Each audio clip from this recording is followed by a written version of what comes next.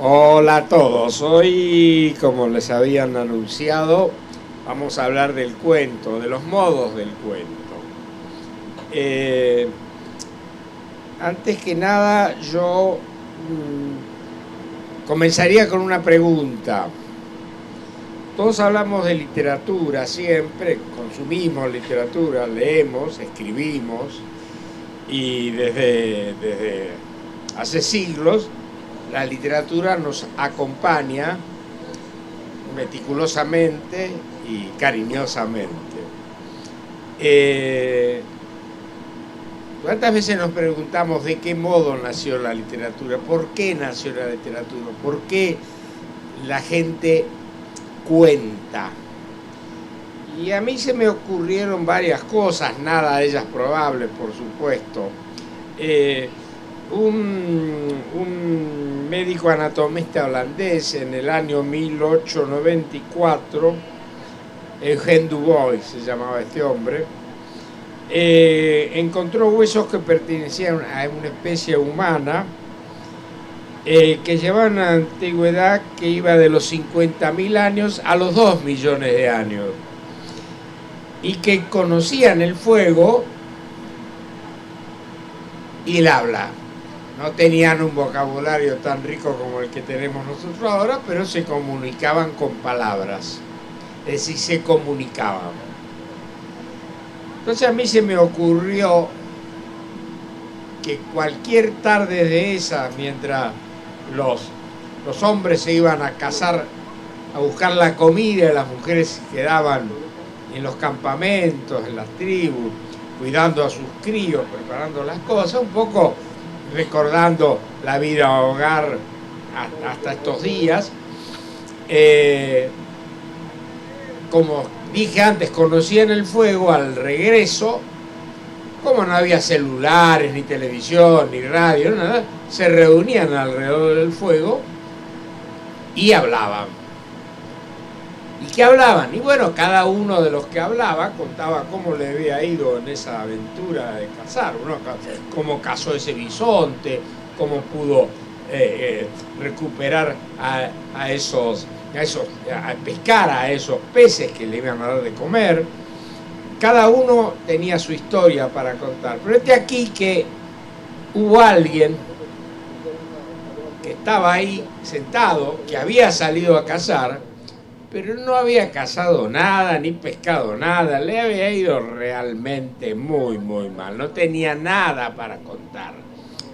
Y ante la mirada del resto de los que estaban alrededor del fuego, en lugar de decir realmente no tengo nada para contar, comenzó a inventar una historia. Hay que tener en cuenta que uno supone que en aquellos viejos tiempos, aquellos primeros hombres ignoraban la mentira, no sabían, no tenían por qué mentir, eran más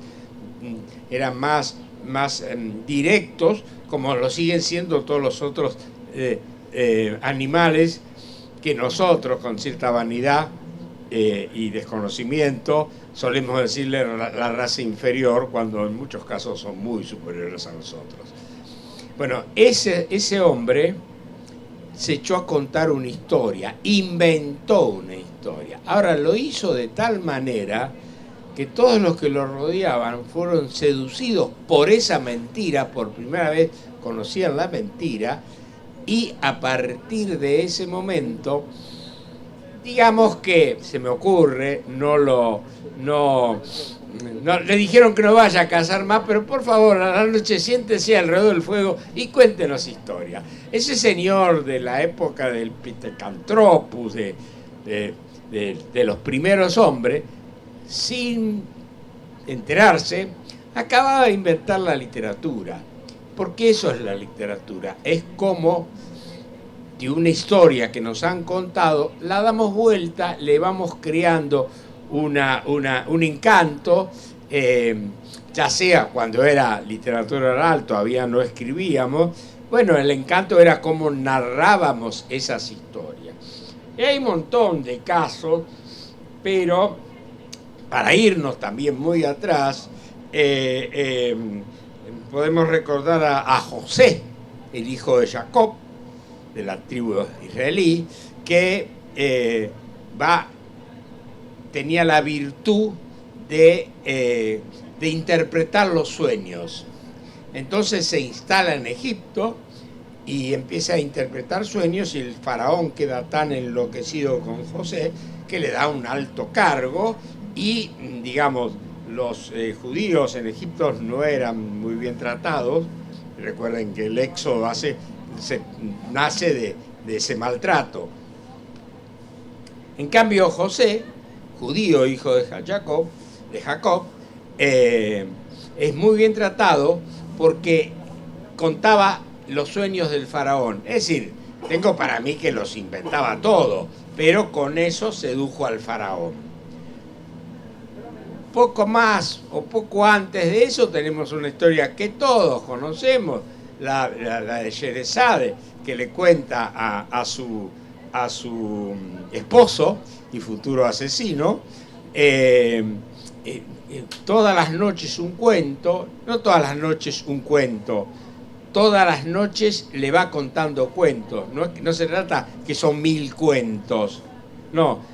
Ella tenía ya la astucia de contar un cuento, y cuando vieron la serie de televisión, en Lo Mejor se corta, mañana continuamos, a la semana que viene, no sé qué, bueno, el rey, este asesino, este monarca, se sentía, Sharibar se llamaba, se sentía muy curioso por cómo seguía la historia, y ella tenía un día más de vida, iba alargando las historias. Ustedes se preguntaron por qué Sharibar estaba tenía ese rencor para con las mujeres, porque Las Mil y una Noche, libro formidable, maravilloso, increíble, como de pronto se convirtió en una literatura para jóvenes y sobre todo para niños, bueno, hubo cierta censura, cortaron cosas. La vera historia es que este hombre, Sharibar, este rey, decide ir a visitar a su hermano a un reinado cercano, y se despide de su mujer, de todos sus funcionarios de gobierno, para darle un nombre, a todos los que pertenecían a la corte, y se va. Este aquí, que después de andar unos kilómetros, descubre que se olvidó algo, digamos, no las llaves, pero sino algún presente que le iba a llevar a su hermano. Entonces regresa a Palacio, y cuando regresa a Palacio encuentra a su esposa acostada con un negro esclavo. La tenía toda la de perder, y bueno, se pone fuera de sí. ¿Cómo hizo tal cosa? ¿Qué sé yo? Bueno, mata al negro, a la esposa, qué sé yo, y se va para ver a su hermano, que llega con mucha pena, ¿no? Le dice, ¿qué te pasa, hermano? Y bueno, no le cuenta del todo, pero le dice que está desafortunado con el matrimonio. El hermano le dice, bueno, lo invita a casar, a irse de casa. Él se queda en el palacio del hermano, dice, no tiene ganas, digamos, y el hermano se va y él se queda solo, y ahí descubre que la esposa del hermano no solamente se acostaba con el esclavo negro, sino con toda la servidumbre. Hacían una orgía de Dios mío. Entonces eso medio lo consuela, ¿no?, a él, porque dice, bueno, yo he sido cornudo por una sola vez, mi hermano muchas veces. Quedan los dos con mucho resentimiento, vuelven a cada cual a su reino, y ahí, volvemos al principio, Shahrazad decide vengarse de las mujeres, y por eso se casa todas las noches con una, y a la mañana siguiente la hace matar. Gracias a Sherezade, esa historia se terminó. El rey, digamos que fue perdonado, y por Sherezade y el resto, bueno, era el dueño de la comarca, así que se autoperdonaba, y a partir de ahí, bueno, tenemos Las Mil y una Noches, que es una de las obras claves de la literatura de todos los tiempos. Sobre todo porque primero fueron cuentos que se fueron transmitiendo oralmente, todavía no estaba lo escrito, algunos en árabe, se iban transmitiendo y recién fue el primero que lo descubrió para Occidente, se llamaba, tenía el mismo nombre que un actor, de eso me acuerdo, de un actor, ay, maldito, tampoco no me acuerdo, un actor inglés que estuvo casado con Elizabeth Taylor, Richard Barton, se llamaba Richard Barton, en la memoria, Richard Barton, se llamaba Richard Barton, y este hombre, que era políglota, hablaba con 18 o 20 idiomas, y entre ellos el árabe, y entonces traduce para Las Mil y una Noches, traduce para el inglés.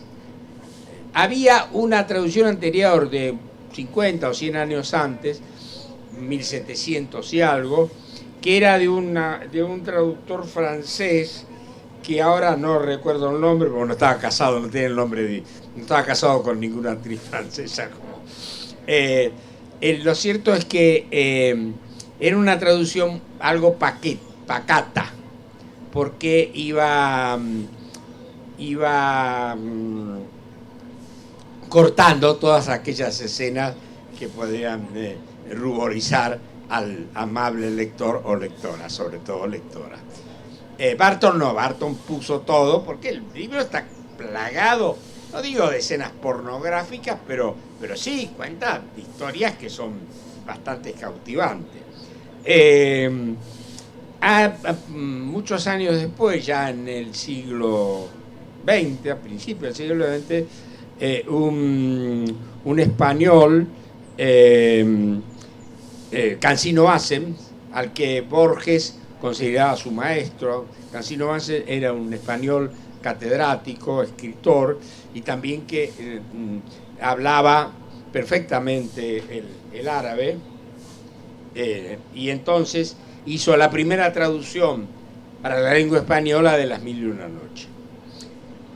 Para que se den cuenta la calidad de esta traducción y de este traductor, la edición, que ya no se consigue, a mí me costó conseguirla, pero la conseguí hace muchos años. Es una edición de Editorial Aguilar, que son 3 tomos, en papel Biblia, esos tomos encuadernados, que cubre todas Las Mil y una Noches, y tiene un prólogo de Cansino Vasen, un prólogo explicando el momento histórico y por qué esto y aquello. El prólogo tiene 330 páginas del libro. Del primer tomo, las 330 páginas es el prólogo de Cansino Vasen. Entonces, claro, uno lee eso y tiene la totalidad de Las Mil y una Noches y después se enloquece con los cuentos. Así como ustedes van viendo que el cuento, el hecho de contar, en principio es salvavidas. Porque si nos atenemos a lo que hizo Sherezade, bueno, le salvó la vida a todas las otras futuras esposas y víctimas de este rey vengativo. A José también, el hijo de Jacob, también lo ayudó mucho, porque el faraón, en lugar de castigarlo, como solía hacer con los judíos que estaban en su reinado, le dio todos los atributos. Pero bueno, yo ya tengo acá algunos apuntes, porque como habrán notado, mi memoria no es lo que se dice prodigiosa. Y tengo que los cuentos más antiguos, decía, aparecieron en Egipto, volvemos al faraón, en el 2000 años antes de Cristo. Después viene el griego de Esopo. ¿Quién no recuerda las fábulas de Esopo? Pero tengan en cuenta que las fábulas de Esopo fueron cuentos que Esopo escribió mucho antes del comienzo de la era cristiana o la nueva era, o como la quieran llamar. Es decir, hace ya bastantes miles de años. Tenemos la Esopo, tenemos, bueno, Ovidio y Lucio Apuleyo, los escritores romanos, ya un poco más acá, pero todavía con el imperio, que como pasaba con los romanos, eran muy astutos en ese sentido, los romanos cuando se convierten en imperio, y realmente fueron un imperio, lo que hacen con mucha astucia es que en lugar de repetir esa acción de tantos países imperialistas, los ingleses, debo decir, hicieron algo parecido. Realmente los españoles fueron los más brutos como imperio. Los españoles llegaron acá y destruyeron todo lo que encontraron, porque venían con la Santa Madre Iglesia y destruyeron todo. Entonces nos perdemos de tener digamos, los primeros habitantes de este continente fueron tapados. En cambio los ingleses no, iban a la India, se traían el té, y al poco tiempo conseguían que más de uno dijera, el té inglés, no, el té es indio, no es inglés. Los ingleses no tienen comida de ningún tipo porque tienen mala cocina. Y los romanos hicieron eso. Los romanos, ¿ustedes recuerdan cuando la crucifixión de cuando Cristo, Jerusalén correspondía al imperio romano, pero en ese imperio estaban los dioses del Olimpo, los dioses paganos para después, pero también estaba el Dios único y verdadero, el Dios de los cristianos, Jehová, y los romanos no decían nada, que si querés adorar a ese Dios, adorarlo con toda confianza. Entonces, lo que hicieron es que cada vez que tomaban algo, tomaban de ese sitio que conquistaban lo mejor. Entonces, cuando los griegos, que no eran imperialistas, no eran un país, sí, pero un país hacedor de cultura, cuando los romanos empiezan a crecer como imperio, se fijan en los griegos, transforman todos los dioses del Olimpo griego, le dan nombre romano y mantienen la misma tesitura y reproducen a su manera lo que ya habían hecho los griegos con las tragedias, incluso con las comedias. Pero bueno, el primero que compiló cuentos al modo moderno, de lo que se entiende por cuentos, vamos a llegar a eso también, fue Partenio de Nicea, que en el siglo I antes de Cristo, quien se lo tiene por maestro de Virgilio, y su colección de cuentos se llama Aventuras de Amor, y consta de 36 narraciones, donde, como el nombre lo indica, se refiere a actos de amor y demás. Ya hablamos de La Mil y una Noche, y acá lo tengo. El francés, que no recordaba el nombre, pero acá está, se llama Antoine Galland, y digamos, llevó a Occidente Las Mil y una Noches en el 1704. Fíjense cosas curiosas. Cuando uno habla de Las Mil y una Noches, habla se recuerda Sinbad el Marino, Ali Baba y los 40 ladrones, Sin embargo, Sinbad y Ali Baba y los 40 ladrones no son cuentos naturales de Las Mil y una Noches. Cuando este buen señor Galán tradujo, metió estos dos cuentos también y los incorporó con tal forma y calidad que ya las nuevas traducciones, incluidas las de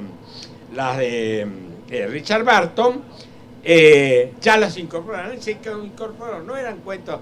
Claro, como Las Mil y una Noches no tiene un autor único, eran cuentos que se iban contando y en un momento se recopilaron, pero la recopilación que tuvo Antonio Galán para hacer su primera traducción para Occidente no tenía ni Ali Baba, ni Sinbad el Marino, Y él los incorporó, digamos, no es que él los creó él, pero seguramente eran cuentos que estaban circulando así oralmente y le habrán parecido interesante ponerlo en Las Mil y una Noches para Francia y lo hizo. Bien, la traducción de Richard Banton, yo le dije, en eso estuve bastante acertado. Las Mil y una Noches de Antonio Galán es de 1704, la de Richard Barton es de 1840, 100 y pico años después. Lo que pasa es que cuando uno está trabajando con historia, dice, claro, 3000 años antes de Cristo, después nos vamos a los faraones, después... Y todo pasa muy rápido, pero humanamente, 100 y pico de años son 100 y pico años. Más que nosotros, es mejor para saberlo. Casi ninguno, no quiero ponerles mala noticia, va a llegar a los 100 y pico de años. Y bueno, pero es lo que tenemos. Bien, pero yo me quiero referir a los 3 grandes fundadores del cuento.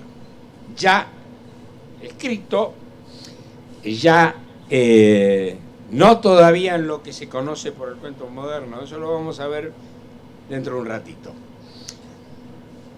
Uno es español, el otro es italiano y el otro es inglés.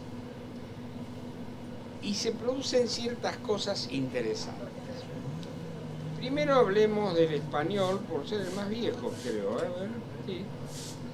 Estoy hablando del infante Juan Manuel. Cuántas veces lo hemos visto en el colegio, el infante Juan Manuel, ¿no? Que nació en 1282 y murió en 1348. Fue sobrino del rey Alfonso, no era era un muchacho que estaba en las altas esferas del poder. Y escribió, además de otro montón de cosas, la obra que ha perdurado y de la cual ahora, a tantos miles, seguimos hablando, son el libro del Conde de Lucanor.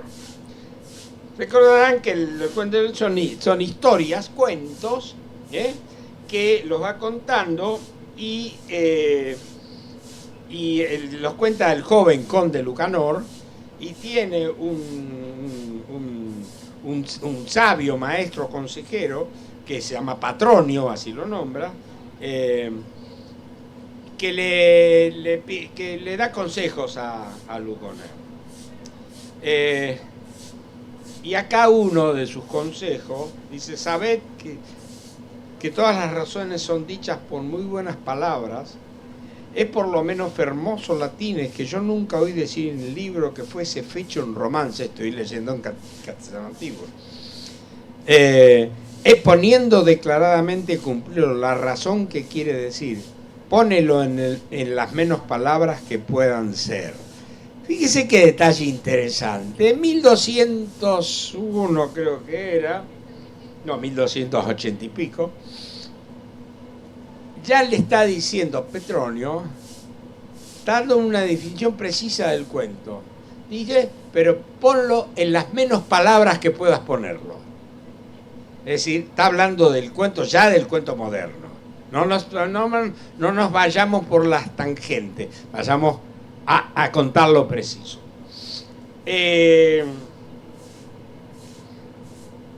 El segundo, para tener en cuenta, es un italiano, Giovanni Boccaccio. ¿Quién no conoce a Boccaccio? Creo que hasta ese italiano genial que fue Pasolini hizo películas con él. Bueno, Boccaccio se dedicó más los cuentos de Boccaccio eran más hacia la sátira, ¿no? El de Camerón, recuerdan, que está escrito nació en el 1313.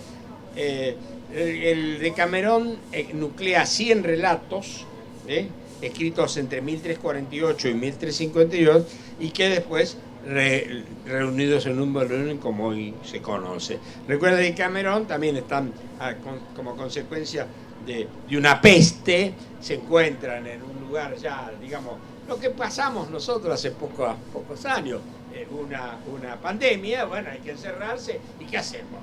Y bueno, veíamos televisión, y jugábamos las cartas, y escribíamos, y leíamos, pero estábamos encerrados. En aquella época no había ni televisión, se podía jugar a las cartas, se podía leer, pero sobre todo se contaban historias. Y Boccaccio cuenta historias que son muy divertidas, muy buenas. En 1348. Lo que hace Boccaccio con mucha astucia es reúne clases sociales, ¿no? Es decir, como se encuentran un poco por azar en ese lugar que es creo que es de Florencia, déjame ver, en Florencia, en las afueras de Florencia, ¿sí? Entonces estarán juntos durante 10 días. La pandemia esa más corta, 10 días, y por eso se llama Decamerón, de 10 días, ¿no? El tercero es un español. No, ¿qué digo? Que espera, eso pasa por mirar mal. El tercero es un inglés. Y estoy hablando de Geoffrey Chaucer, que es de 1344, 1343, que es contemporáneo con Boccaccio. Chaucer repite el mismo esquema que Boccaccio, digo bien. Chaucer escribe los cuentos de Canterbury. Y pasa lo mismo, una situación de encierro hace que se reúnan todos en la catedral de Canterbury y cuentan historias. Esto es un primer acercamiento, pero hay algo que a mí siempre me pareció impresionante, y es que cuando uno investiga a estos tres fundadores del cuento moderno, llamémoslo de alguna manera, descubre que cada uno utilizó para su escritura un modo de la palabra que estaba, un idioma que no era el idioma, digamos, oficial. El idioma oficial en aquellos años, sobre todo en Francia y en Italia y en España, era el latín. Todavía se escribía en latín. En cambio, don Juan Manuel escribe los cuentos del Conde de Lucanor en castellano. ¡Ah, castellano! ¿Qué? No, señor. Castellano no hacía 100 años que se hablaba en alguna región de Castilla. Lo que después iba a ser el idioma de los españoles, o parte de los españoles, todavía está el vasco y el catalán, pero parte de los españoles, el idioma que ahora representa España en el mundo, era un idioma campesino. Y con esa intuición que le caracterizó a cada uno de ellos, escribe los cuentos del Conde de Lucanor en ese idioma nuevo. Con Boccaccio pasa exactamente lo mismo.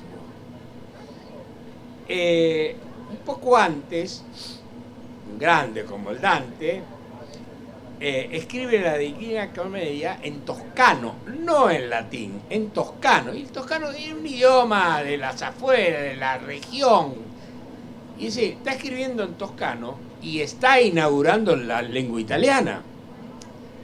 Boccaccio, que es un poco posterior, pero no mucho, escribe los cuentos de Camerón en toscano. Escribe en lo que después va a ser el italiano. Repudia el latín y va a lo que es el lenguaje del pueblo, lo que va a ser el lenguaje popular. Bien, lo hace de una manera prodigiosa, ¿no? A partir de ahí nos encontramos con el tercer caso, el inglés. Bueno, me pueden decir, ahí ya perdiste, porque los ingleses hablan. No, mi querido. En la época de este muchacho Chaucer, el idioma culto en Inglaterra era el francés. Es decir, Chaucer escribe en inglés sus cuentos de Canterbury, cuando el inglés no era el idioma con lo que se escribían las obras de la literatura de ese momento. Entonces, fíjense ustedes qué curioso. Los tres fundadores del cuento, estoy hablando, la costumbre que tenemos nosotros los occidentales es que creemos que el mundo se refiere solamente a nosotros, a los occidentes. Estoy hablando de Occidente. Allá los chinos con sus historias, allá los árabes con sus historias. Yo estoy hablando de la literatura de Occidente y del cuento en Occidente. Entonces, ellos escriben con... recuperan esa historia, ese modo de expresarse, y a partir de ese momento están fundando tres lenguas que van a ser lenguas imperecederas, después se va a seguir haciendo así. Y los tres lo hacen a partir de la escritura de cuentos. La escritura de cuentos, ¿por qué? Porque la novela todavía no estaba fundada. Tenemos que esperar que llegue Cervantes, van a pasar 300 años, 250, 300 años, para el Quijote. Cierto, antes de Quijote había novelas, las novelas de caballería que lo lleva Alonso Quijano a transformarse en Quijote, eran novelas, por supuesto. Pero bueno, estamos hablando del cuento, no de la novela. Ahora bien, fíjense ustedes que con semejante herencia, con semejante historia, el cuento le cuesta, con semejante historia y semejante pasado, al cuento le cuesta inscribirse en la literatura, en la gran literatura. ¿Por qué? Porque consideran que bueno, son fábulas, cosas que se cuentan, chismes, hay diferentes modos de nombrar la palabra cuento, relato, fábula, todo. Entonces, no lo consideran la pieza teatral, la tragedia, el drama, no lo consideran la novela, no, es una cosa. Y de ahí que pese a ese pasado glorioso que tiene, no se le da la importancia durante muchos años, la importancia que el cuento tiene. Es más, si ustedes se prestan atención, lo que se llaman las novelas ejemplares de Cervantes no son otra cosa que cuentos. Y Lope de Vega tiene una serie de cuentos y además dice, no tengo la cita acá, lamentablemente, dice en castellano de aquella época que eso era la forma de contar, pero que todavía no era literatura. Es decir, lo tratan con cierta no desprecio, sino indiferencia al cuento. No lo consideran. Estoy hablando de tres fundadores como los nombrados, Chaucer, Boccaccio y Juan Manuel. Van a pasar muchos años, hasta que un señor allá en Baltimore, que solía beber más de la cuenta, pero que tenía una inteligencia superior, debo decirlo, superior, porque estoy hablando de Edgar Poe, y estoy hablando de cuando uno deja los cuentos y los poemas y empieza a leer los trabajos, digamos, filosóficos científicos de Poe, Eureka, por ejemplo, se da cuenta que tenía una visión del mundo en el año 1850 que se proyecta tranquilamente en el siglo XXI sin ningún resquemor. A eso se agrega que muere a los 42 años, olvidado, lo encuentran en un zanjón, y después a eso se agrega que hubo un señor con buenas intenciones, que fue un director de cine, que ahora no me acuerdo, que tuvo una empresa cinematográfica, que empezó a filmar los cuentos de Poe, y entonces los cuentos de Poe eran todos cuentos de terror. Y claro, y entonces uno a Poe sí, pero todo terror, matan gente. No, mirá, lee los cuentos y te vas a dar cuenta que más allá de los cuentos tan clásicos, tiene cuentos que son de hoy mismo. Hay un cuento de Poe que se llama Un hombre en la multitud. Es un cuento corto. Te cuenta la historia de un tipo que sale de su casa y empieza a ver a los que lo rodean. Y te empieza a dar la soledad de ese tipo y cómo ese tipo, desde su soledad, está planteando la soledad del mundo que a él lo rodea. Es un cuento, no se puede decir que sea un cuento esperanzador, pero realmente es impresionante. Y es muy moderno. Pero claro, Poe tenía un autor contemporáneo, Hareton, que escribió un libro de cuentos, que no me acuerdo cómo se llamaba. No me acuerdo. El libro de cuentos no importa. Eso está en Google, lo busquen. Un libro de cuentos donde él le hace la crítica, y ahí en esa crítica, digamos en cuenta que en el 1840, las revistas y los diarios eran de muchas páginas, no había ilustraciones porque la fotografía estaba en ciernes, y la gente hablaba, y los críticos, esa crítica, por ejemplo, eran 20 o 30 páginas de la revista, en cuerpo 8. Entonces, esas críticas, ahí en esa crítica, Alesia Hareton establece la pauta de lo que va a ser el cuento moderno. Entonces, él parte de una base cierta, dice, que yo comparto plenamente, que la expresión más sublime de la literatura es el poema. Después le sigue el cuento. ¿Por qué el poema? Porque cuando el poema no puede dejar de leerse, y con el cuento debe pasar algo similar. Cosa que no, la novela es además de ser un género bastante prostituido en el mejor sentido de la palabra, la novela se empieza a leer y difícilmente, salvo que sea una novela muy corta, nadie lee Ulises de una sentada, ni el Quijote de una sentada, va cortando, va leyendo. El cuento no, cuando el cuento te atrapa, y esa es la primera virtud del cuento, no puedes dejar de leerlo, pero además se puede leer en cualquier sitio, en el colectivo, en el subte, en el ascensor, en cualquier sitio. Uno va leyendo y se atrapa. La novela no vas a leerla en cualquier sitio. Entonces, él establece las pautas y dice cuáles son. Malamente o mal leído, hablan de que el cuento tenía que tener final sorpresa. Poe no dice nada de eso, ninguna final sorpresa. En la segunda muerte, la muerte de Valdemar, la extraña muerte del señor Valdemar, de entrada se sabe todo lo que pasa, empezar a leer el cuento y sabe lo que pasa, no hay ninguna sorpresa. Entonces, pero sí la tensión, Cortázar habló mucho de eso, la tensión, la forma de llevar el relato, no te permite irte por las, digamos, no te permite ramificarte y contar otras historias. Las historias son, el cuento se refiere a ese hecho y de ese hecho vamos a hablar. El resto es silencio. Una de las técnicas del cuento es que siempre se narran dos historias.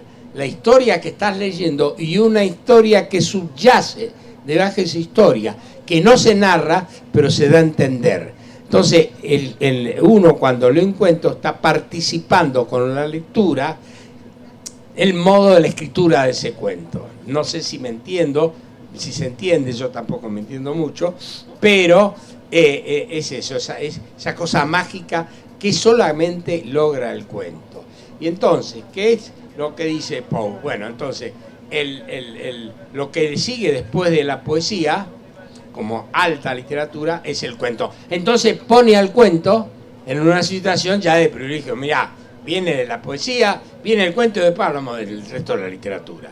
Entonces le da un sitio, este señor jovencito, borracho, qué sé yo, le da un sitio de honor del cual no se desprende más, aunque hay un tiempo bastante largo en que después de Poe, si revisamos la historia de la literatura, no vamos a encontrar grandes cuentistas.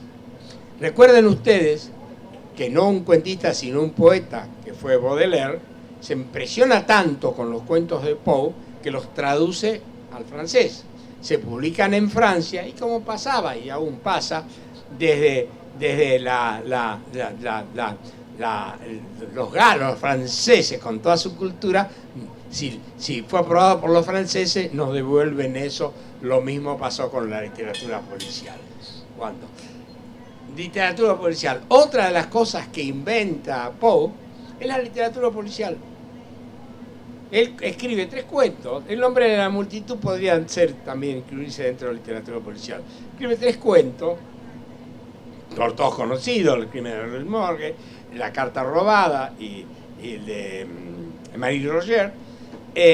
Y con eso establece cómo debe ser la literatura policial. Enigma, la literatura enigma, donde ahí sí hay un problema que resolver. Como él estaba leyendo una novela de Dickens, que se daban por entrega, utilizando Poe digamos, el razonamiento, en el 3er capítulo ya supo quién era el asesino. Y cuando llegó el último, entonces dijo, con ese argumento invento a mi detective, Monsieur Dupont. Monsieur Dupont, que es un detective que razona y es contado, tiene un evangelista, es contado por su amigo, historia que repetirán dos nombres claves de la literatura policial.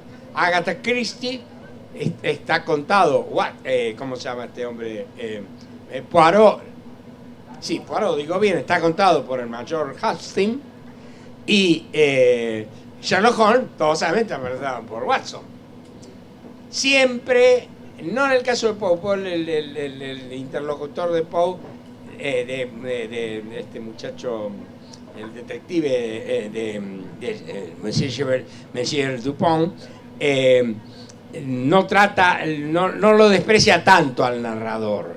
Digamos, el narrador no está a la altura de Dupont, pero en cambio vimos que Hastings para el Poirot y Watson para Sherlock Holmes están vistos con cierto desprecio. Es un poco, bueno, aquel que me cuenta, que también tiene una lógica. Nosotros a Jesucristo lo conocemos por los evangelistas. Están contando la obra. Entonces, obviamente, Marcos, Pedro no es evangelista, Marcos y el resto de los, Matías, Lucas, están por debajo de Cristo, están por debajo del que están narrando. Eso siempre. Bueno, ese movimiento también se repite acá. Y hay un detalle más, que eso lo descubrió Borges. Borges, hablando de literatura policial y de Poe, supo decir que no solamente había inventado un modo del relato de enigma, el relato policial, sino que además había creado al lector de esos relatos. Claro, porque lo explica de una manera, porque se debe explicar muy claras las cosas. Lo explica que el lector de policiales lee con suspicacia, con sospechas. Para leer, bueno, acá me das todos estos son los posibles asesinos, pero alguno de ellos es el asesino. El resto, bueno, vos lector tenés que descubrir cuál. Entonces cualquier trampa que me haga el autor yo lo tengo que recoger. Ahora bien, ¿qué es lo que pasa? Uno lee con sospecha porque dicen que es policial. Dice, imagínense ustedes por un instante que a un malayo que no tiene la menor idea de qué es Don Quijote de la Mancha, le damos a leer el Don Quijote, le decimos, toma, es una formidable novela policial. Y el malayo empieza a leer y lee, en un lugar de la Mancha, de cuyo nombre no quiero acordarme. ¿Por qué no se quiere acordar del nombre? Acá me está dando un dato. Y lo está leyendo como un policial y no es un policial. Bueno, hasta eso creó Poe. Y eso supo ver Borges.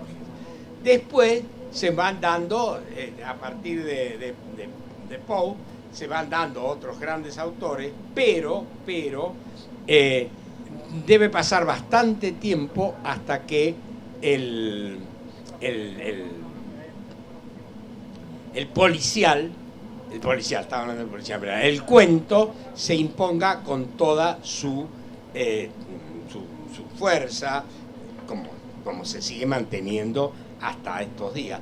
Los norteamericanos, no en vano Poe era norteamericano, son grandes cultores del cuento. Hemingway nos enseña cómo contar historias porque tiene una capacidad de síntesis. En Hemingway se ve sobre todo lo que les decía antes, la historia tiene lo que también se llama iceberg, ¿no? Hay una historia que se cuenta y una historia está hundida que no se cuenta. Bueno, es el iceberg de Hemingway. Esto es lo que estoy contando, pero detrás de esto está pasando todo esto. Bueno, podría nombrar, pero montones de cuentos. En lengua española, dejo a Borges de lado porque es indiscutible, punto y aparte. Y además hay que tener en cuenta que Borges en su vida escribió, ni iba a escribir nunca una novela, no, su escritura no daba para una novela. Es decir, Borges es nombrado en el mundo entero, además de sus trabajos que son muy... Además de su poesía, pero la poesía de Borges, no comparada, a mí me gusta mucho, pero comparada, qué sé yo, incluso con Alfonsina Storni era más revolucionaria que Borges en sus poemas. Pero sus cuentos son intocables, Entonces, tenemos otros que voy recordando. ¿Quién? Yo por lo menos, no sé, lo habré leído 10 veces o más. El Ya no llama, Vara, Rulfo, uno lee a Rulfo y dice, este es el cuentista, este me está contando esto y detrás de esto está toda la historia que no me la cuenta, pero yo ya la conozco, ya entré en esa historia. Bueno, hay montones. Bueno, Cortázar, por supuesto, es un gran cuentista, lo conocimos en la Argentina y creo que en el mundo primero como cuentista y después como novelista. Yo lo sigo rescatando como novelista. Hay algunos que son más severos y dicen, no, era un cuentista, sus novelas, no. Rayuela para mí es una novela fundadora y como tal la tengo y la rescato. Y hay, pero muchísimos más, que hacen que el cuento siga teniendo la vigencia que tiene y hace que ahora estemos acá en este mediodía casi hablando del cuento. Yo tengo, porque ya lo habré aburrido más de la cuenta, no sé cuánto duraba esto, pero yo cuando me pongo a hablar y no paro, pero tengo un par de cositas acá anotadas de, no mías, sino de grandes autores y de grandes cuentistas que se refieren al cuento. En un momento yo entré acá y lo busqué. Yo no manejo muy bien estos aparatos, pero voy a hacer lo posible. Primero, vamos. A ver. Un segundo.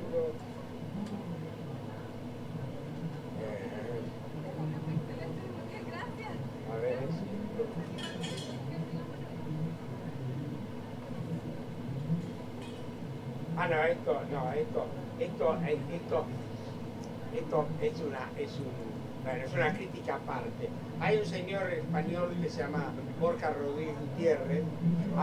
Hay un señor español que se llama Borja Rodríguez Gutiérrez, que en ese sitio de Cervantes, de la Real Academia, entonces me mandaron un trabajo de largo trabajo, es un académico, algo aburrido como todo académico que se precie, no, por ahí era un académico acá, ¿no? Que habla del cuento y de pasada, sí, porque en última instancia es español y cita a Juan Manuel, a don Juan Manuel. No dice una sola palabra de Chaucer, no dice una sola palabra de Boccaccio. Por supuesto, Poe para él no existe. Entonces digo, pero ¿cómo puede ser que este señor, entonces lo tenía anotado acá, pero no para mostrarle? Aguántenlo.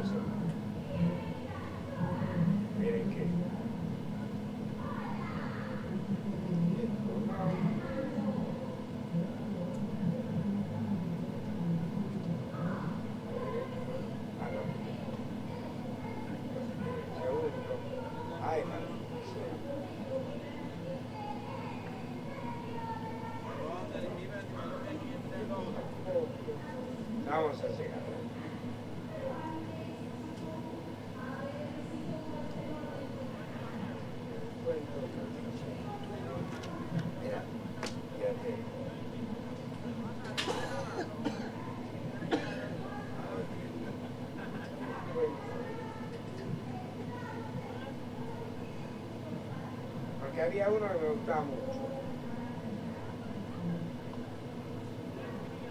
Harto era el que yo le dije, bueno, esto ya se los conté.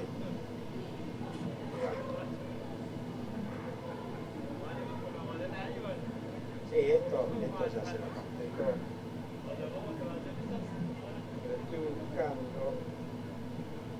Bueno, nosotros en la Argentina, ahora que lo vemos, nosotros en la Argentina tenemos dos fundadores. Sarmiento escribe Facundo y de alguna manera funda lo que puede llamarse una novela moderna, es decir, porque para contar la historia de Rosas, al que no quería nada, se vuelca en Facunda, Sombra terrible de Facundo, voy a evocarte, ya con ese inicio que remonta un poco a la tragedia griega, ¿no? Cuando se llama a los dioses para evocar, habla del respeto que en última instancia Sarmiento le tenía a Facundo. Y fundó una novela donde cuenta una historia real y además cuenta la historia de un país. Es una novela de testimonio. Pero en la misma época, Echeverría escribe un cuento que se llama El Matadero.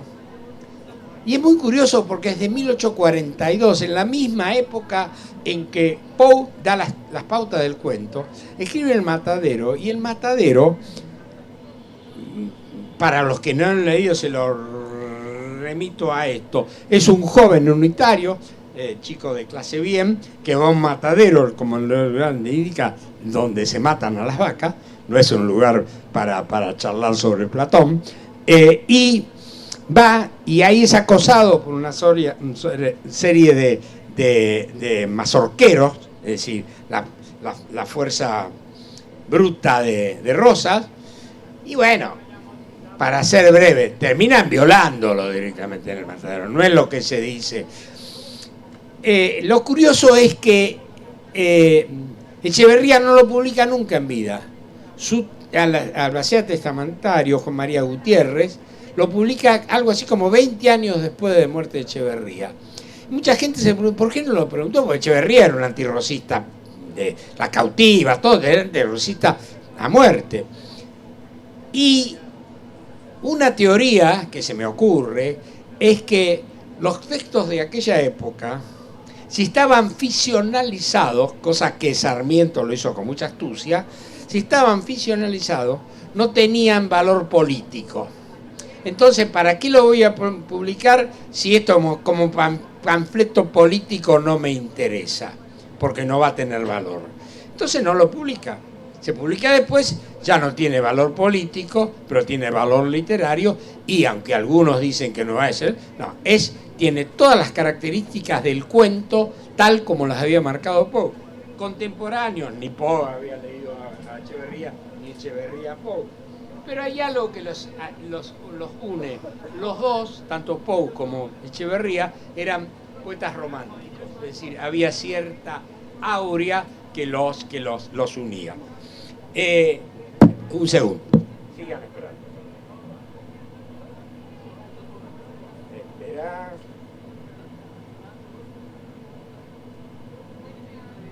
Carlino, el cuento. A ver si está acá.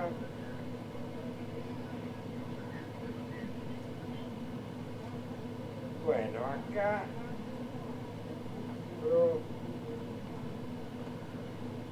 No, yo tenía al final de esto, tenía una serie de palabras de cuentistas de diferentes partes del mundo que me gustaría compartirlas, pero para eso primero tendré que encontrarlas. Acá no está. Yo sé que estaba acá, no, elementos ya lo vi recién. Yo sé, acá no está. Qué terrible prometer algo que después no puedo cumplir.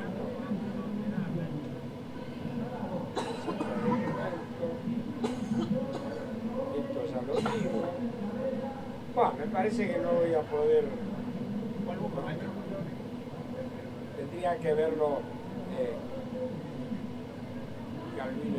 Bueno, acá tengo algo de Calvino, pero esto de Italo Calvino.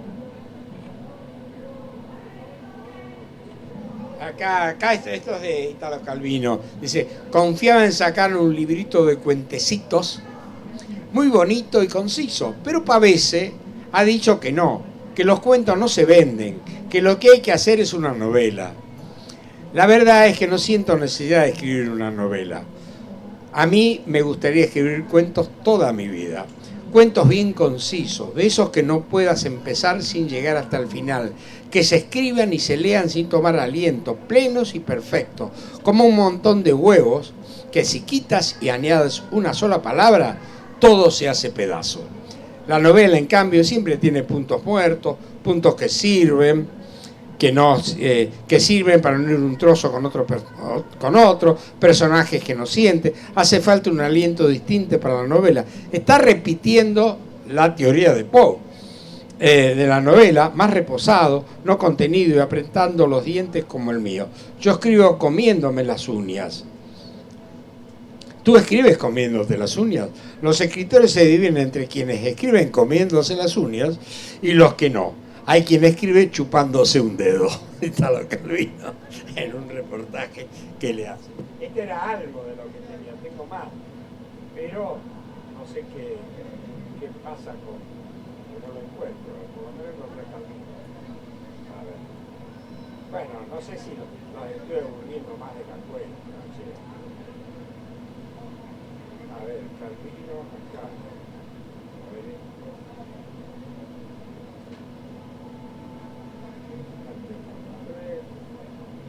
Bueno, yo me tragué, no hablé de Chejo, no hablé...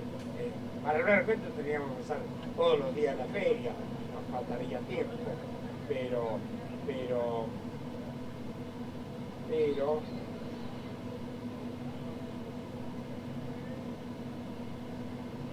acá, claro, acá tengo.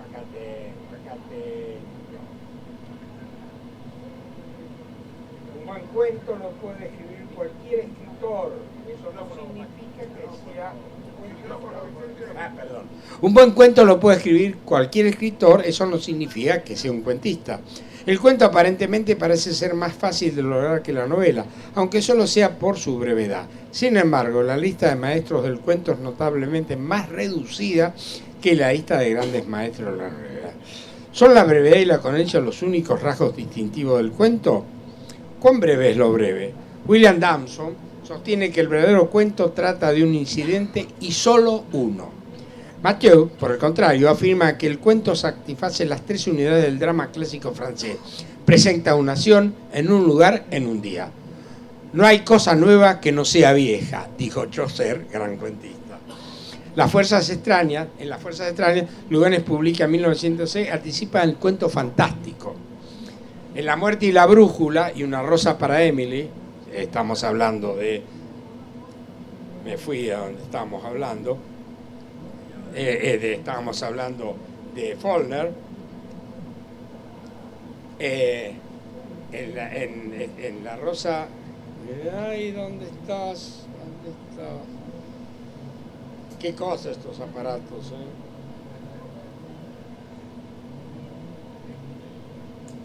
Leemos en el Diccionario de la Literatura de Londres, en 1964, lo más común en un escritor de cuentos del siglo XIX o XX es que se concentre en un solo personaje dentro de un único episodio.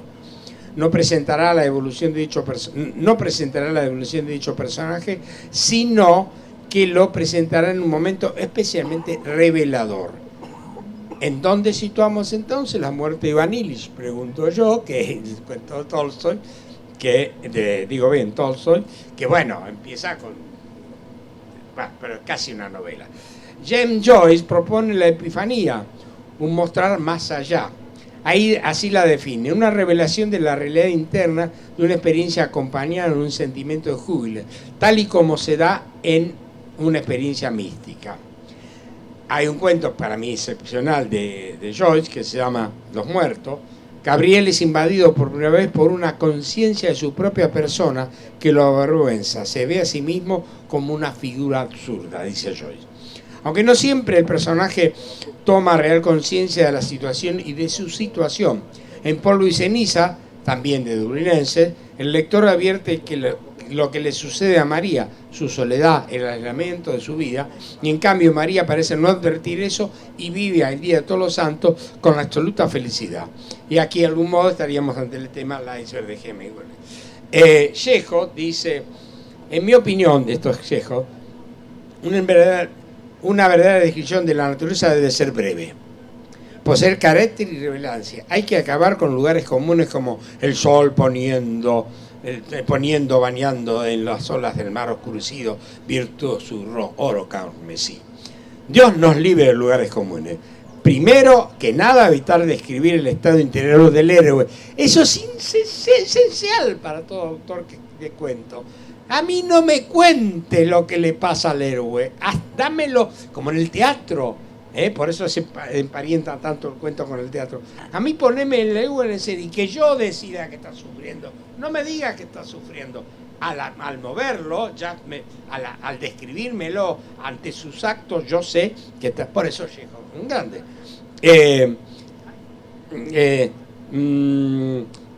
Primero que nada, evita distribuir el estado del interior. Tienes que tratar de que se aclare a partir de sus acciones. Mallejo. En los cuentos es mejor no decir lo suficiente que decir demasiado. ¿Por qué? Porque, no sé por qué. Estas son las cartas de Chekhov, que son maravillosas, que le escribe a su hermano y otros autores, donde le daba lecciones de literatura, pero con esto tranquila, dice, trata esto, bueno, ¿por qué? No sé por qué, pero es así. No se puede. Y más, escribir bien es escribir corto. Escribir con talento es decir de manera breve. Entonces, la brevedad es hermana del genio y madre de todas las virtudes. ¿Te das cuenta por qué es un cuentista, Chekhov? Quiroga, que también era contista, no cansar, tal es a mi modo de ver el apotema inicial del perfecto cuentista. El tiempo es demasiado breve en esta miserable vida para perderlo de un modo más miserable aún. Moravia dice, si todos tuviéramos, esto es importantísimo por lo que hablamos antes de Boccaccio. Moravia dice, si todos tuviéramos la Divina Comedia con sus inmóviles figuras góticas esculpidas en bajo relieve todo alrededor del monumento del poema, sabríamos sin duda mucho menos acerca de la vida de Florencia, de Italia y en suma de la Edad Media. Boccaccio, en cambio, es el pintor insuperable de dicha vida. En el Decamerón, al contrario que en la Divina Comedia, todo está dicho en función de una ilustración completa de esa vida, sin más fin que exaltar su veredad y su riqueza. Dice Cortázar, nadie puede pretender que los cuentos solo deben escribirse luego de conocer sus leyes. En primer lugar, no hay tales leyes. Cortázar dije, se acabó, no hay leyes. Escríbanlo así, listo. Bueno, esto el Mater, esta, La muerte y la brújula. Ya, La muerte y la brújula y Una rosa para Emily, que es el cuento de Borges y el cuento de Faulkner, tiene sobrado material para convertirse en novela. Sin embargo, tanto Borges como Faulkner eligieron el cuento. Si hubieran optado por la novela, hubieran tenido que dejar ese material narrativo para elaborar siguiendo lentamente su curso con los vaivenes y desviaciones que le fuese imponiendo su propia naturaleza. Dejar los hechos sucedieran en lugar de contar cómo sucedieron, que es lo que ocurre en un cuento. Sí, así dice Borges. Si una persona lee un cuento, lo lee de un modo... Ya terminamos. Si una persona lee un cuento, lo lee de un modo distinto de su modo de leer cuando busca un artículo en una enciclopedia, o cuando lee una novela, o cuando lee un poema. Un cuento, esto es muy bueno, y es de Marco Tulio Aguilera Garramuño, que es narrador y crítico colombiano. Un cuento como un insecto no es solamente la definición del insecto, con el número de patas, la alimentación, el tamaño y las costumbres, sino que es la síntesis de todo un universo que gira en torno a él, que le precede en el tiempo y le sucederá sin ninguna razón. Así el cuento no se define por su extensión, que puede ser leído de una sentada, dicen, por su anécdota, que puede ser cualquiera, desde la caída de la hoja de un árbol hasta una lucha a muerte, por su intención, que persigue un solo efecto, sin irse por las ramas y sin forzarse demasiado en las indispensables. La definición del cuento es el cuento mismo. Ninguna teoría nos va a enseñar cómo escribirlo. Esto lo escribió Carrero Unión y creo que es una manera de cerrar. Bueno, hemos hablado de cuentos todo el tiempo, espero que no los haya aburrido más de la cuenta.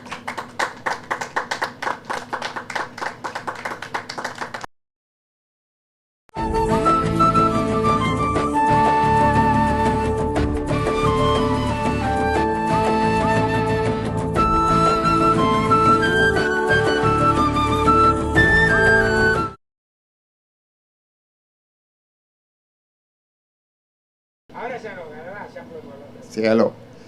Bueno, Vicente, antes que nada, muchísimas gracias por esa panorámica tan extraordinaria y tan llena de afecto de tu parte por el género con el que estás tratando.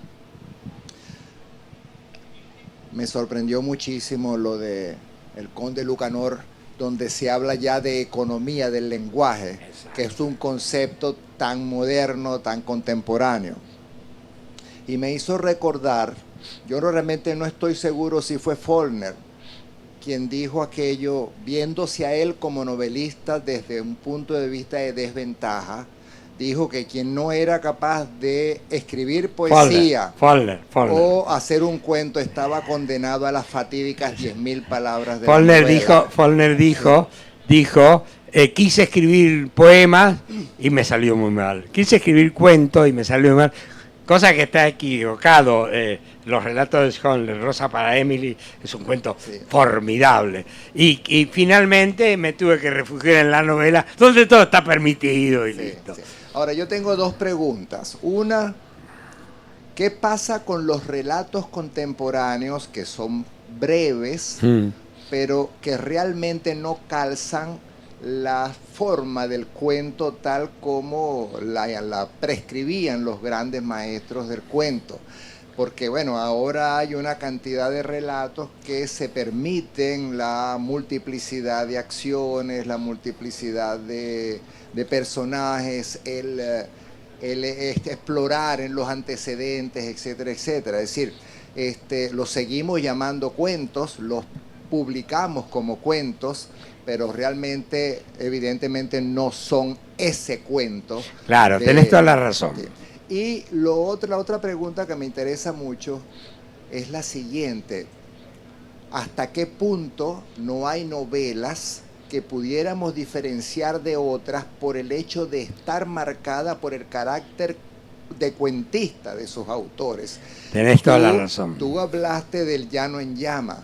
Sí. Pero es que Pedro Páramo, claro, está marcada, está señalada, exactamente, está contagiada por el cuento. Bueno, tu opinión. Voy, yo me olvidé de que, no, voy por parte. Primero me dijiste de la economía del lenguaje. Sí, lo que pasa ahora, y hablaste de cuentos. Relatos contemporáneos. Te explico, es cierto lo que decís. Poe da la teoría del cuento y a partir de ahí se va estableciendo.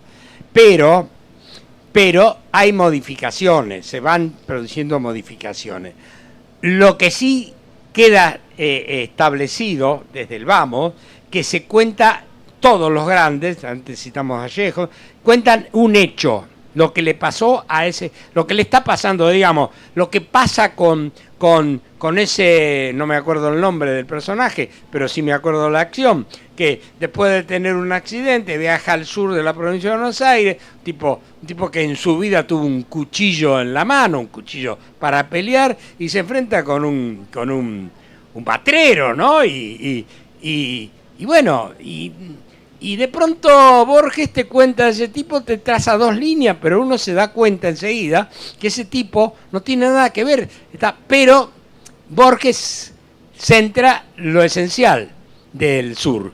Lo esencial es que cuando él está con el cuchillo, piensa, bueno, pero toda mi vida sabe que va a morir, por el otro es un as del cuchillo, no sabe ni cómo agarrarlo. Sabe que no, dice, pero me pasé toda mi vida soñando con esto. Y bueno, ahora se me hace cierto. Entonces va a morir como un héroe. El que nunca fue un héroe lo van a matar.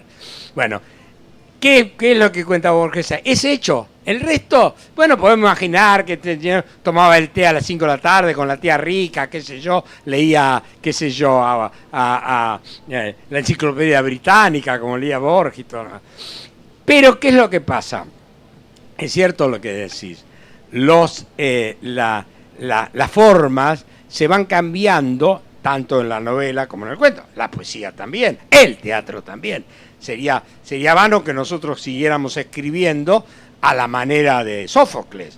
Sería vano que un pintor pintara, qué sé yo, un cuadro a la manera de Rafael. Sí, muy lindo, Rafael, un genio. Pero mirá, Rafael hoy no funciona. Y ahí Picasso y todo el resto, ¿no? Entonces, acá nos encontramos con un pequeño detalle. De pronto aparece otra forma con el nombre de cuento aparece un nuevo modo de contar historias. ¿Qué es lo que decís? Que se da mucho también en Estados Unidos. Grandes autores norteamericanos y autoras, ahora mi memoria se me escapa, pero que cuentan historias que empiezan a contar una historia y se va desgranando, y se vuelve a encontrar. Eso, a mi criterio, debería llevar el nombre de relato para separarlo del cuento. Que se incorporó el relato, estoy hablando de la Argentina ahora, porque hubo momentos que hubo medio una actitud despectiva para con el cuento. Entonces vos ibas, es muy divertido porque cuando yo era joven, de esto hace mucho, los editores publicaban cuentos porque el cuento, vos le llevabas una novela, no era mi caso, no tenía una novela, pero aquel que tenía preferían que sea un libro de cuentos porque se vendía más el libro de cuentos. Cambió y se empieza a vender más la novela. Entonces los editores ya no les interesa publicar cuentos. Yo me acuerdo cuando le llevé a M6 lo que después fue Suceso Argentino, que había anunciado, yo le había prometido un libro, y le llevé El final de la calle, que es un libro de cuentos. Me dice, sí, pero esto es un libro de cuentos. Le digo, yo te dije, te iba a traer un libro, no te dije el género. Acá está, si no lo querés publicar, no lo publiques, no hay problema. Pero no, se publicó igual, qué sé yo, pero estaba esperando la novela. Ahora bien, ¿qué es lo que pasa? Cuando sucede eso, cuando la novela empieza a tener auge y ya no quieren publicar cuentos, dan una vuelta de tuerca y dicen, bueno, un libro de relatos, no es cuentos, relatos. Y te publican cuentos también, pero también relatos. Lo que pasa que, por ejemplo, antes hablamos de Joyce. Joyce no hablaba de cuentos, hablaba de epifanías. Y claro, cuando uno lee Los Muertos, antes citado, bueno, ¿qué es Los Muertos? Es un test muy burgués, en una casa muy burguesa, de una Irlanda muy burguesa, donde todo pasa burguesamente, pero está cruzado ahí por un recuerdo de esta mujer, felizmente casada ahora, pero que tuvo un novio que un día se cruzó bajo la nieve para ir a verla, y después se murió, se fue, listo, pero le quedó eso para siempre. Bueno, Joyce cuenta eso. Entonces, dentro de tanta plenitud burguesa, tanto calor burgués, hasta hay una historia que cruza la mente de esta mujer tan feliz que parece. Bueno, eso Joyce lo llamaba epifanía. Son cuentos, pero él decía epifanía. Ahora bien, ¿qué es lo que pasa? Cuando te vas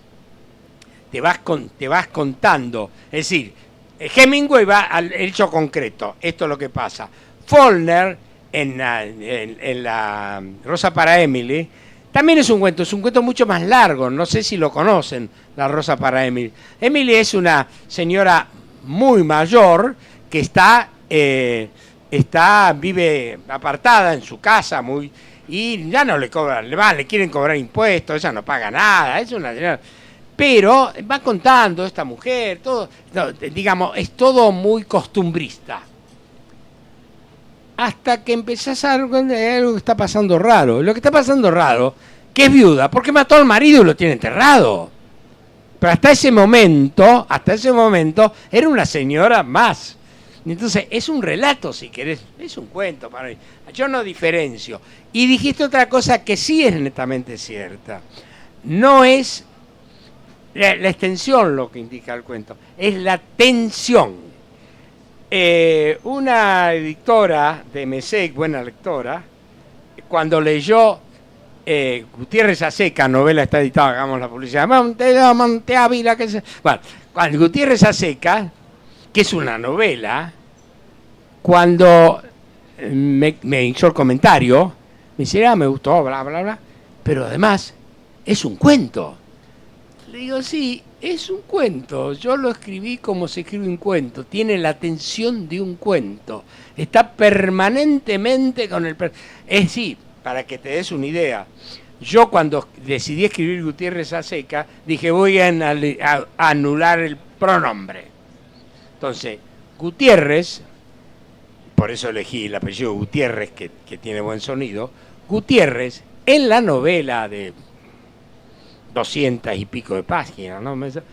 Está nombrado 176 veces. Porque lo sé, porque con la computadora reemplacé Gutiérrez. No sé si 176, están nombrados porque la novela Gutiérrez. Al principio, cuando estás leyendo, como hincha con Gutiérrez. Y después te das cuenta que vas entrando a un ritmo y cuando te falta Gutiérrez te sentís que ¿por qué no me lo nombró? ¿Te das cuenta? Bueno, eso es la tensión de un cuento, una novela no. Así que, y por eso Pedro Páramo que también es otro libro. Hay libros que autores que uno, digamos, yo obviamente, no, porque obviamente, soy agnóstico, digamos, antes era ateo, ahora me hice agnóstico ante una posibilidad y bueno, por ahí me perdonan y voy. Pero claro, la primera novela, que también publicó Monte Ávila, con la que es el libro de todos los engaños, yo cuento mi historia infantil, porque mi historia infantil es que yo vengo de una familia socialista, mi padre no me bautizó nunca, por suerte, qué sé yo, es decir, era anticatólico a muerte. Y yo siempre digo, pero ¿por qué no tendré fe? Tenía amigos con fe, que yo miro en la oscura, digo, pero estos atorrantes se van a morir, están todos felices, se van al cielo, están convencidos. Y yo no, y bueno, no me puedo, yo puedo mentir al lector, pero no me voy a mentir a mí mismo. No creo en eso. Entonces, en base a eso, bueno, no sé ya ni lo estaba diciendo, pero en base a eso estaba diciendo algo. Sí, yo lo defino como que el lector no tiene descanso en esas ¿El qué? novelas. El lector no tiene descanso. Claro, bueno. En esas novelas que son cuentos. Exactamente, exactamente. Te doy ejemplo. Crónica de mi familia, Vasco Pratolini. Era muy chico yo. Una novela cortita. La empecé a leer y no pude dejar de leerla. Porque me llevaba. Y yo... El largo adiós, Dale Hammond, ya bastante más grandecito, una cosa muy curiosa. Empiezo a leer El largo adiós y mi mujer me dice, mirá que vamos a comer y ponerle a lo de Mirta. Bueno, está bien, pero hay que ir. Y sí, claro. Bueno, entonces me fui a comer, tuve toda la comida pensando en El largo adiós, cómo seguía. Me inventé que no me había caído bien o qué sé yo, me fui, nos fuimos, llegué a casa, hice toneladas de café, abrí la ducha, me mojé la cabeza bajo la ducha, entonces hasta tenía pelo, me mojé la cabeza y terminé de leer El largo Dios, que son casi 300 páginas, pues yo no podía saltarla. Entonces, esos homenajes, pero bueno, hay novelas que te van, digamos, Proust puede ser el mejor ejemplo. Proust te va contando de a poco, lo dejas, te vas a tomar un café, te vas de vacaciones, volvés, seguís leyendo. Y hay novelas que tenés que empezar a leerlas y terminarlas cuanto antes.